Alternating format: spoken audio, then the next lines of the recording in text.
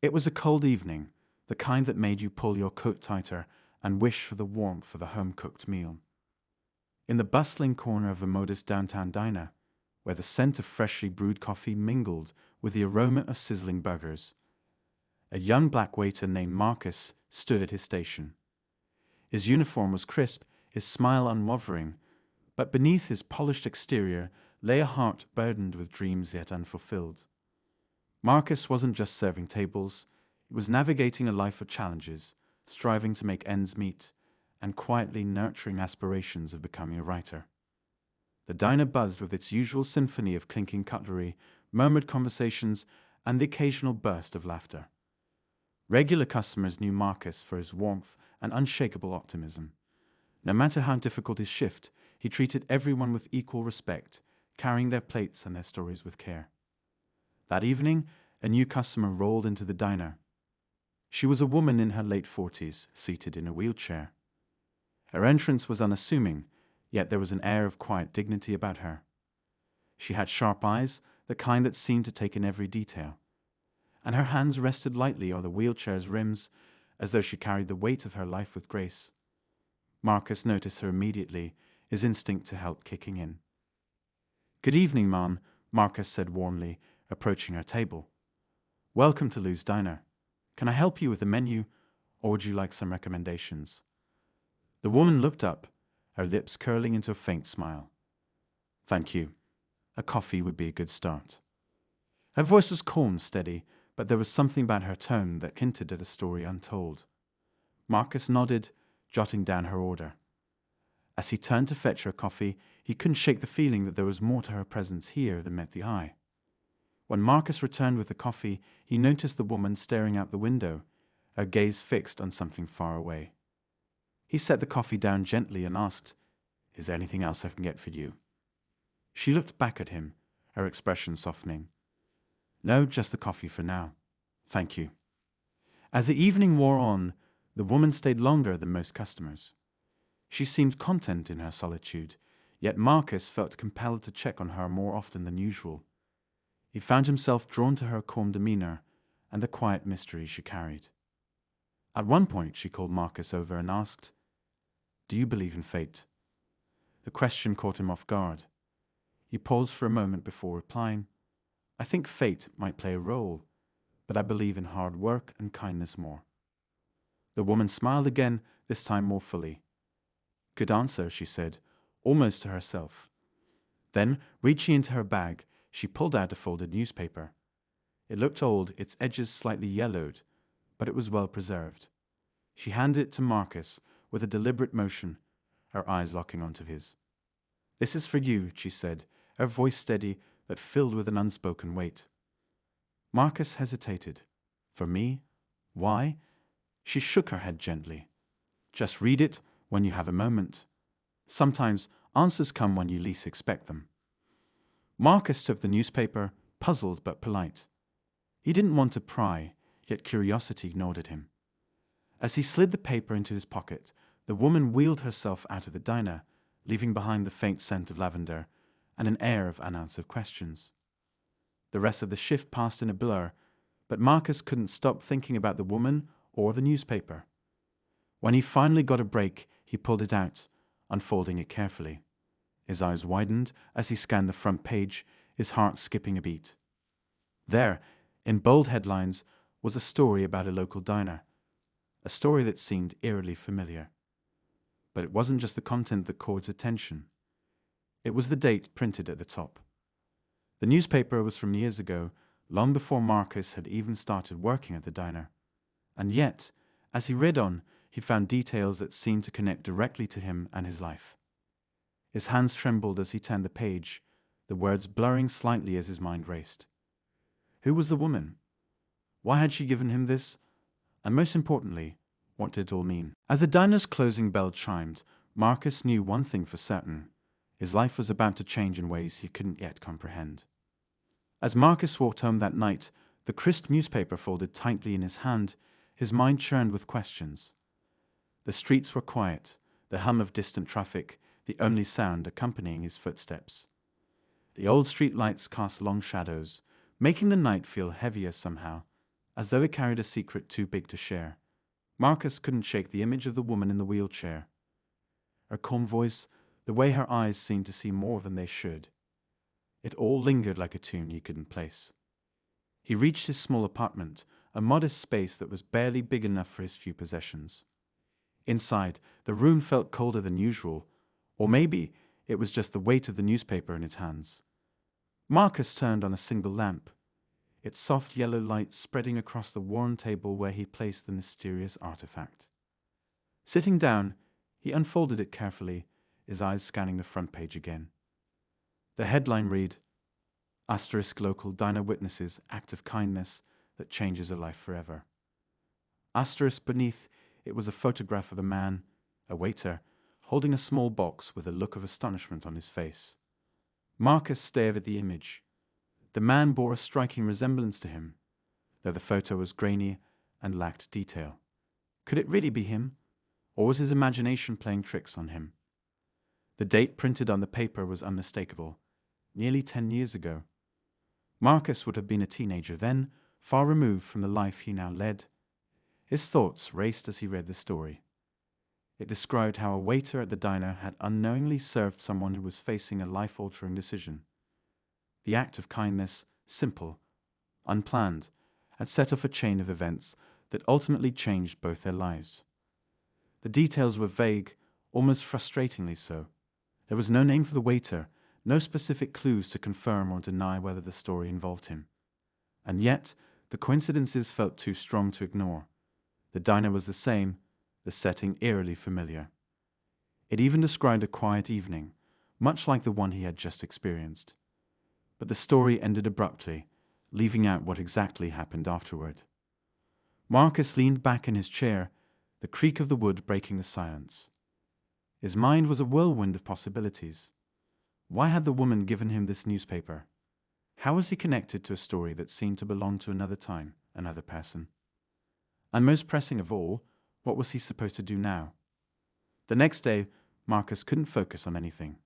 At the diner, he found himself scanning every customer, hoping to see the woman again. He wanted answers, but she didn't return. The regulars came and went, their orders predictable, their conversations familiar. Yet, Marcus felt like he was watching it all from a distance, his thoughts stuck on the mystery that had landed in his hands. During a quiet moment in his shift, he pulled out the newspaper again, reading it over as if the words might change or reveal something new.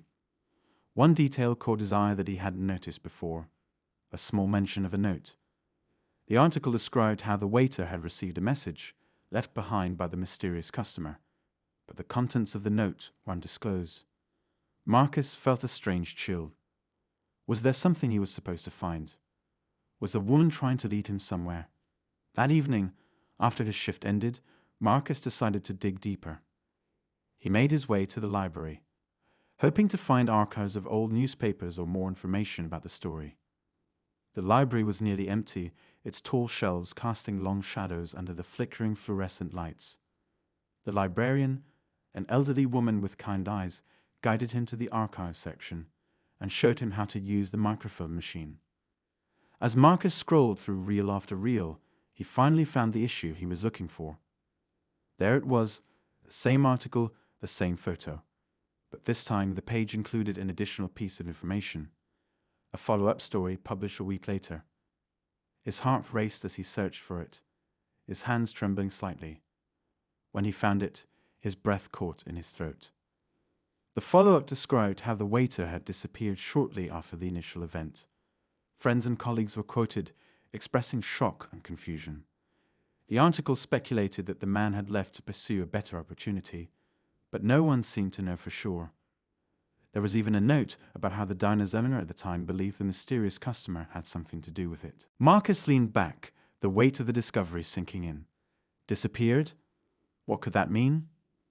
He felt a growing unease, as though he were standing at the edge of a cliff, peering into a void he didn't understand. Over the next few days, Marcus couldn't let it go. The woman in the wheelchair, the newspaper, the eerie connections, it all consumed his thoughts. He started asking subtle questions at work, careful not to raise suspicion. To his surprise, some of the older staff remembered the story.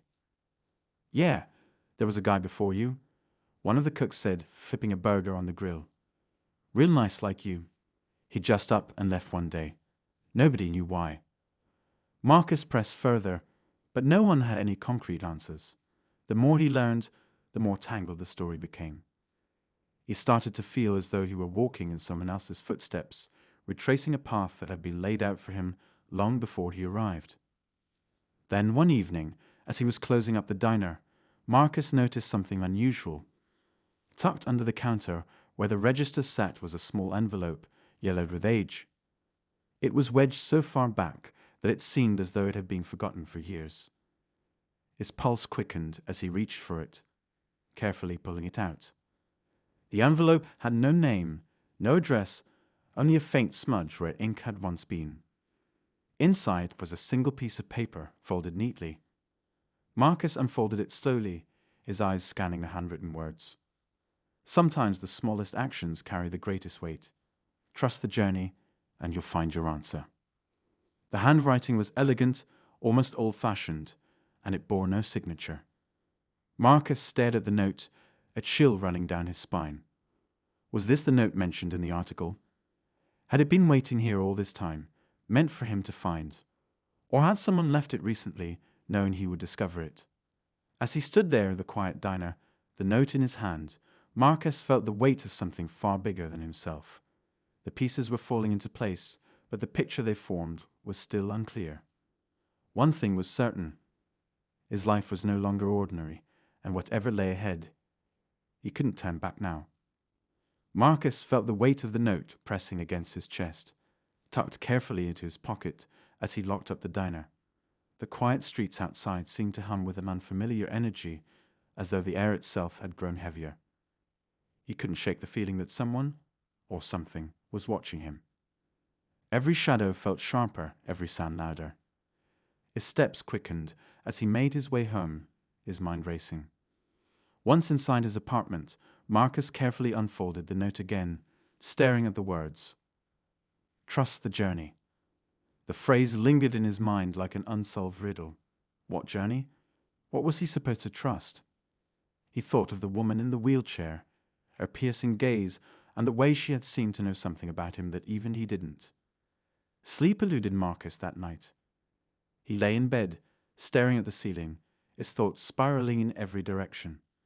Memories of his childhood surfaced, his mother telling him that everything happened for a reason, even the hard times. She had always believed in signs and trusting the universe to guide her. But Marcus had never been so sure. Life had taught him that hard work mattered more than fate, and yet here he was, being pulled into something he couldn't explain. The next morning, Marcus arrived at the diner earlier than usual. He wanted to comb through every corner, every drawer, hoping to find more clues. The place was quiet, the early sunlight streaming through the windows and casting long shadows across the empty booths.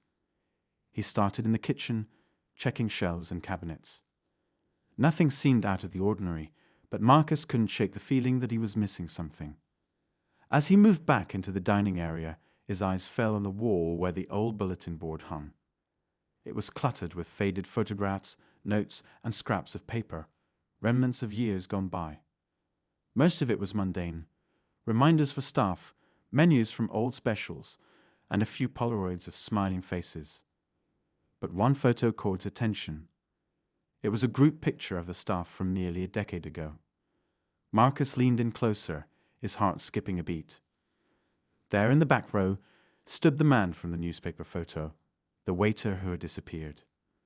The resemblance to Marcus was uncanny, almost unsettling. It wasn't just the face. It was the posture, the way the man's smile curved slightly to one side. Marcus stared at the photo, his mind spinning. Was this just a coincidence, or was there something more to it? And if so, what did it mean? Later that day, as customers began trickling in, Marcus found himself distracted, going through the motions of his job while his mind wandered. He barely noticed when an elderly man walked in and took a seat near the window. It wasn't until the man cleared his throat that Marcus snapped out of his thoughts and approached the table. Sorry about that, Marcus said, pulling out his notepad. What can I get for you? The man smiled, his eyes kind but sharp, as though they could see straight through Marcus. "Just coffee, son, and maybe a moment of your time." Marcus hesitated but nodded, pouring the coffee and setting it down in front of the man. He was about to walk away when the man spoke again. "You remind me of someone," the man said, his voice steady. "There used to be a waiter here years ago. Good kid, a lot like you. Then one day he was gone." Marcus froze, his heart pounding. "You knew him?" The man nodded slowly. "Knew him well enough. Always had a smile, always ready to help. But he carried a weight, something he didn't talk about. I remember the night he left. He served me my usual coffee and pie. And then he walked out the door. Never saw him again." Marcus sat down across from the man, unable to hide his curiosity. "Did he say anything before he left? Leave any clues?" The man shook his head. "Not to me, but there was something strange about that night. A woman came in not long before he disappeared. She sat right where you're sitting now. She gave him something. A letter, I think. After that, he looked different, like he knew something the rest of us didn't." Marcus felt a chill run down his spine. What did the woman look like? The man's brow furrowed as he tried to recall. Hard to say. She had a presence about her, though, like she wasn't just passing through. She was here for a reason. The conversation left Marcus more unsettled than ever. The woman in the wheelchair, the note, the man who had vanished. It all felt like pieces of a puzzle that refused to fit together. Marcus thanked the man and returned to work, his mind racing with possibilities. That evening, as he was leaving the diner, Marcus noticed something he hadn't before, a small carved symbol on the underside of one of the tables. It was simple, almost unnoticeable. A circle with a single line cutting through it. He traced it with his finger, wondering if it was just a random carving or something more. When he got home, Marcus searched for the symbol online, scrolling through pages of results. He finally found a match in an old forum post.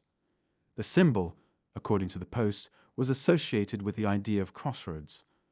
Moments in life where a single choice could change everything. Marcus stared at the screen, his chest tightening. Was this what the note meant by trust the journey? Was he standing at a crossroads without even realizing it? Over the next few days, strange things began to happen. Marcus would catch glimpses of the woman in the wheelchair out of the corner of his eye, only for her to vanish when he turned to look. Customers began asking him questions that felt oddly personal, as though they knew him on a deeper level. And then one night, Marcus found another envelope slipped under his apartment door. This one contained a single photograph, a black and white image of the diner, taken from the outside. In the window, he could see himself standing behind the counter, but there was something off about the picture. The reflection in the glass showed another version of him, older, with a look of quiet understanding. Marcus stared at the photo for what felt like hours, his mind teetering between disbelief and fear. Whatever was happening, it was no longer just a coincidence. It was as if the universe, or something beyond it, was trying to tell him something, guiding him toward a choice he hadn't yet made. But what was the choice? And what would happen if he made the wrong one? As the days went on, Marcus couldn't shake the feeling that time was running out.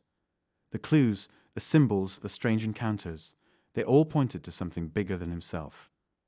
He was caught in a web of mystery, each thread pulling him closer to a truth he wasn't sure he was ready to face.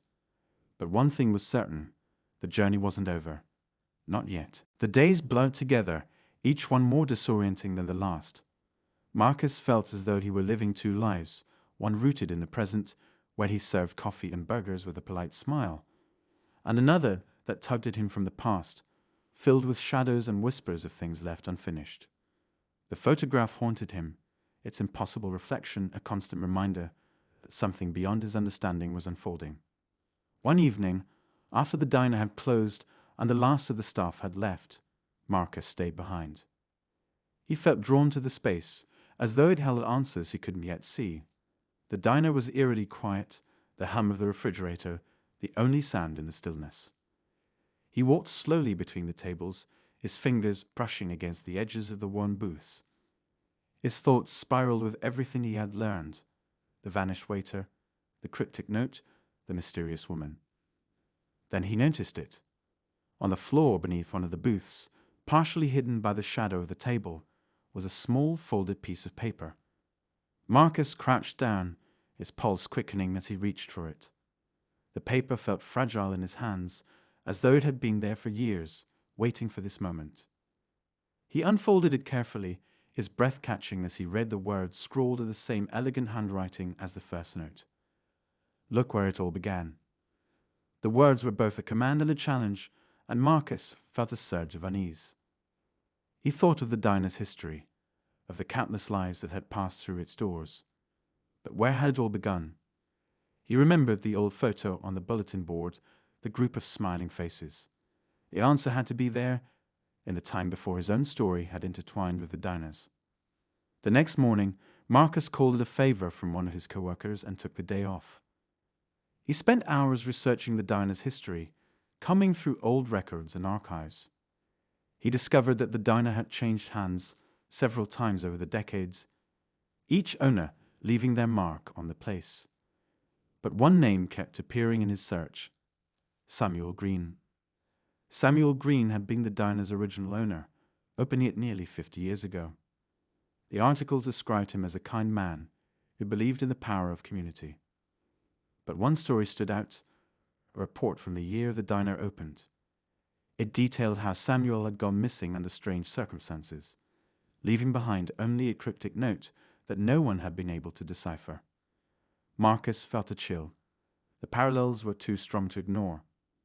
Another note, another disappearance. Was he following the same path as Samuel? And if so, where would it lead him? The words from the mysterious woman echoed in his mind. Asterisk, sometimes the smallest actions carry the greatest weight. Asterisk. That evening, Marcus returned to the diner, his resolve hardened. He needed answers, and he was determined to find them. As he stepped inside, he was struck by how different the space felt at night. The dim lighting cast long shadows across the floor, and the silence was almost oppressive. He began searching every corner of the diner, his eyes scanning for anything that might hold a clue. He checked the walls, the tables, even the back storage room. It wasn't until he returned to the front of the diner that he noticed something strange. The old jukebox, a relic from decades past that no longer worked, seemed to hum faintly, as though it were alive. Marcus approached it cautiously, his heart pounding. He ran his fingers along its surface, his touch lingering on the faded buttons. Then, as if compelled by some unseen force, he pressed one of the buttons at random.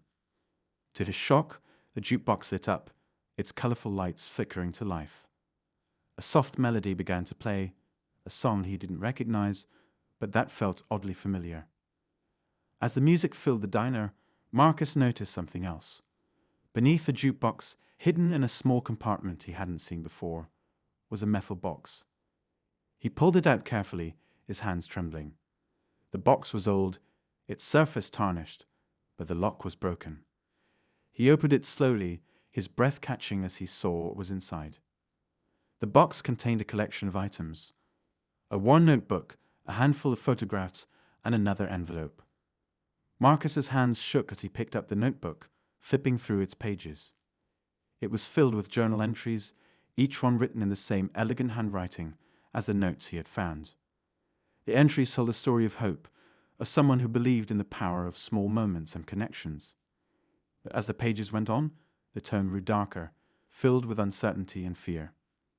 Then he saw it. A final entry, scrawled hastily across the page. Asterisk, the choice is mine to make. I hope I've chosen wisely. Asterisk. Marcus set the notebook aside and picked up the envelope. This one was heavier than the others, its contents pressing against the paper. He opened it, revealing a single key and another note. The note read, Asterisk, the door to the past is the key to your future. Trust yourself. Asterisk. The cryptic message left Marcus reeling. What door? What key? He looked at the key in his hand, its surface smooth and cold. It had no markings, no indication of what it might unlock. But Marcus knew, deep down, that it was the answer he had been searching for.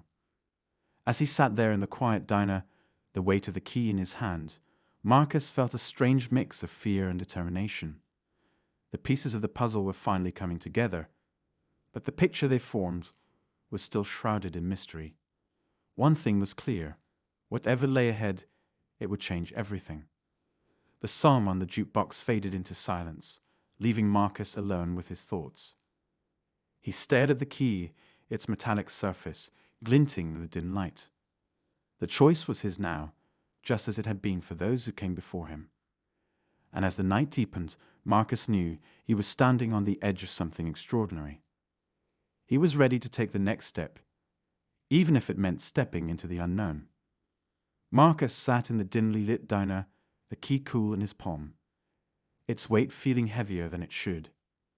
He stared at it, willing the tiny piece of metal to give him answers, but it remained stubbornly silent. The night outside pressed against the windows, thick and unyielding, and the world seemed to shrink to just this moment, this place. The cryptic note's words echoed in his mind. Asterisk, the door to the past is the key to your future. Asterisk. What door? He thought back to the diner's layout, to every room and corner he had explored over the years. Nothing stood out. The key looked old, its edges slightly worn, as though it had been used many times before. But for what? Frustration bubbled under Marcus' calm facade. He had come so far, unraveling pieces of a puzzle that seemed endless, only to be left staring at yet another enigma. He stood and began pacing the diner, hoping movement might stir his thoughts. The jukebox, still faintly glowing, seemed to watch him. It had sprung to life inexplicably. Was it trying to tell him something? He crouched down again, examining the base of the machine, running his fingers along its edges. But there was nothing else, no hidden compartment or clue. Marcus sighed, pulling the key out of his pocket and holding it up to the light. Then something strange happened. A faint reflection bounced off its surface, casting a glimmer onto the floor. His eyes followed the light, which seemed to point toward the back of the diner. His heart raced as he stood, following the gleam like a breadcrumb trail. It led him to a part of the kitchen he rarely ventured into, a small, cluttered storage room filled with old supplies and forgotten equipment. The room smelled faintly of dust and metal, the air heavy with disuse. Marcus switched on the overhead light, its flicker casting eerie shadows across the walls. He began moving boxes aside, searching for anything out of place. And then he saw it. Tucked behind an old shelf, nearly hidden by years of neglect, was a door.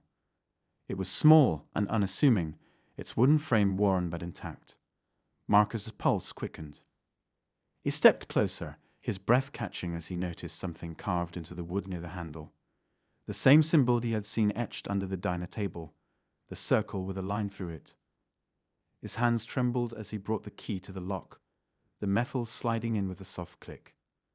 For a moment, Marcus hesitated. What if this was a mistake?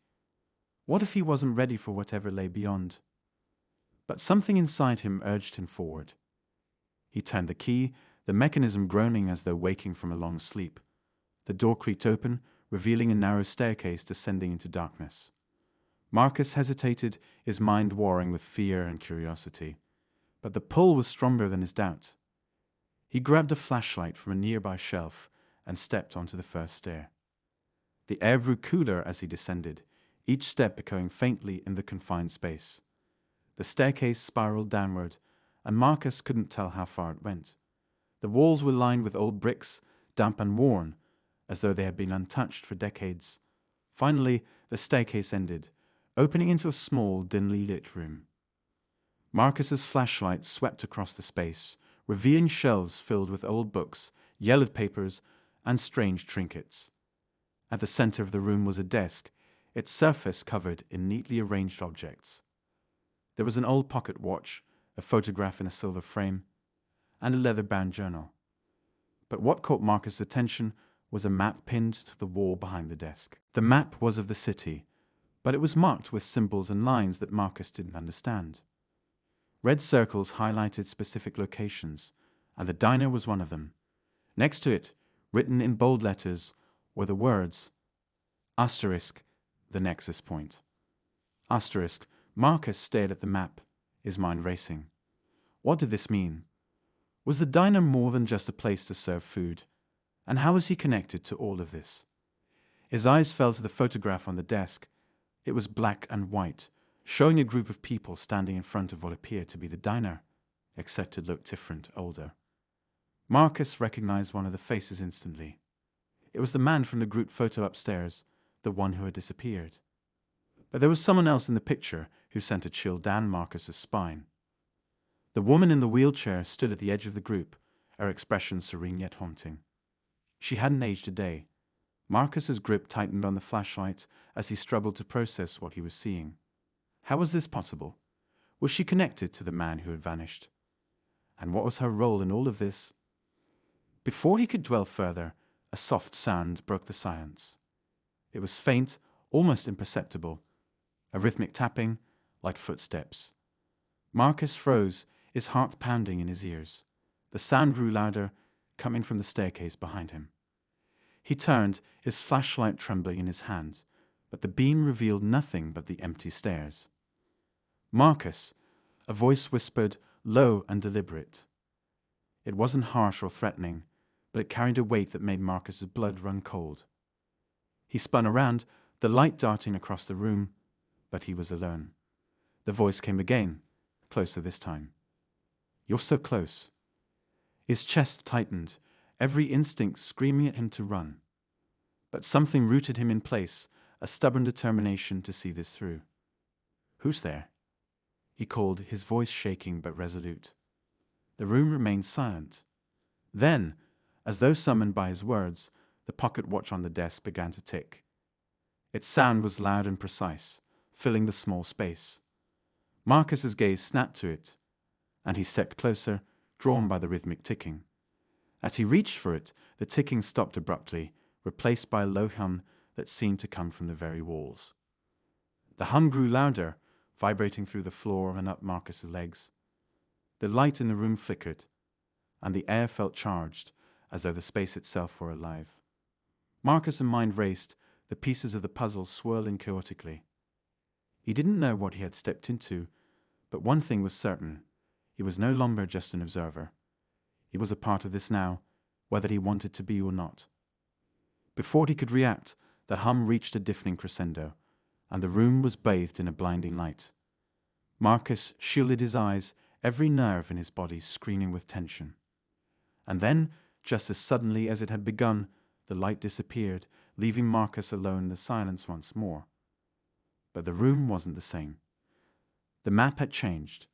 The red circles now pulsed faintly, as though alive, and new lines had appeared, connecting the locations in intricate patterns.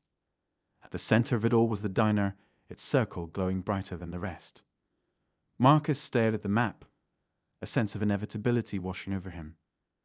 He was no longer searching for answers. He was the answer, or at least a part of it. And whatever was coming, he knew there was no turning back now. The glowing map on the wall pulsed faintly, casting an eerie red light across the room. Marcus stood frozen, his breath coming in shallow gasps as he tried to comprehend what he was seeing. The diner's circle at the center of the map seemed to pulse in time with his heartbeat, an unspoken message pulling him closer. He reached out instinctively, his fingers hovering over the glowing mark, but the hum from the walls grew louder, as though warning him not to touch it. Before he could decide what to do next, the faint sound of footsteps echoed again, this time coming from directly behind him. Marcus spun around, his flashlight trembling in his grip, but instead of finding an empty room, he saw her. The woman from a wheelchair. She stood tall now, no sign of the chair, her figure almost translucent against the dim light of the underground room. Her eyes bore into his, holding a mixture of sadness and urgency. You've come farther than most, she said, her voice soft but commanding. But you still don't understand. Marcus swallowed hard, his mind racing with questions, but none made it past his lips. She stepped closer, her presence both calming and deeply unsettling. You think this is about you, she continued. It never was. You're just the one who chose to see. I don't understand, Marcus finally managed to say, his voice barely above a whisper. "What is this? Why am I here?" She gestured to the map, her hand passing through it as though it weren't entirely solid. The diner isn't just a place. It's a crossroads, a nexus. The lives that pass through it are threads in a web, connecting moments, choices, and consequences. You, Marcus, are the weaver. Marcus shook his head, stepping back. "I'm just a waiter," he said, his voice trembling. "I didn't ask for this. I don't even know what this is." Her expression softened, but there was no denying the weight of her words. "None of us asked," she said quietly. "But the diner chose you. It always does. You've seen the echoes, people who were here but aren't anymore. That's because they became part of the web. And now it's your turn to decide." "Decide what?" Marcus's voice rose, his frustration spilling over. "I don't know what I'm supposed to do." The woman stepped closer, and Marcus felt an almost magnetic pull toward her. "The choices you make will ripple outward," she said, her voice dropping to a near whisper. "But there's still one thing left for you to see." Before Marcus could ask what she meant, the hum in the room grew deafening, and the glowing map began to blur. The walls seemed to collapse inward, and Marcus felt as though he were being pulled through a tunnel of light and sound. When the chaos subsided, he was no longer in the underground room. He was back in the diner, but it was different. The walls were pristine, the floors polished, and the air buzzed with the chatter of customers. Marcus looked down at himself, expecting to see his uniform, but instead he wore an old-fashioned suit, the kind he had only seen in photographs. The realization hit him like a punch to the gut. He was in the past. The diner was bustling with life, and Marcus felt out of place, an intruder in a time that wasn't his own. But then he saw him, the man from the photo, Samuel Green, standing behind the counter, his smile warm and welcoming. Samuel looked up, his eyes locking onto Marcus, as though he had been expecting him. "Ah," Samuel said, his voice carrying over the noise of the room. "You made it." Marcus froze, his heart pounding in his chest. You know me," he stammered. Samuel nodded, stepping around the counter to stand before him. "I know asterisk of asterisk you," he said, his tone gentle. "You're the one the diner chose this time. I was in your shoes once, and now it's my turn to help you understand." Marcus's mind reeled. "What is this place?" he asked, his voice shaking.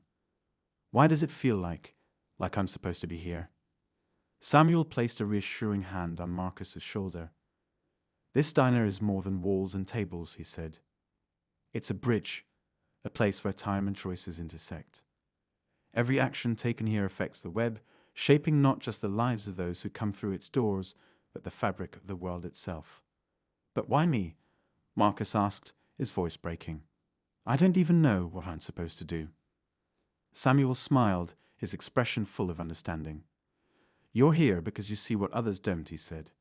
"And now you have a choice to make. You can stay here, become part of the web, and guide those who come after you. Or you can return to your time, carry the knowledge of this place with you, and live your life knowing that every small action matters." Marcus's mind raced, the weight of the decision pressing down on him. He thought of the lives he had touched as a waiter, the moments that had seemed insignificant at the time, but now felt monumental. He realized that the woman in the wheelchair, the notes, the strange occurrences, they had all been guiding him to this moment. Before he could speak, the room began to blur again, the chatter of the diner fading into silence. When Marcus opened his eyes, he was back in the present, standing in the middle of the diner. The underground room, the map, the glowing symbols, they were all gone. But the key remained in his pocket, a silent reminder of what he had experienced. The diner was empty, the air still and quiet. Marcus walked to the counter, his movements slow and deliberate. He placed the key on the surface, its metallic gleam catching the light. As he stood there, he felt a sense of peace wash over him. The choices he made, no matter how small, would ripple outward in ways he couldn't fully understand. And that was enough. As Marcus turned to leave, the jukebox lit up once more, its soft melody filling the diner. He paused, a small smile tugging at his lips. The diner wasn't just a place. It was a story, and he was part of it now. Whatever came next, he knew he was ready. But as he stepped outside into the cool night air, he couldn't shake the feeling that his story with the diner wasn't over. And somewhere in the distance, a faint hum echoed, as if to agree.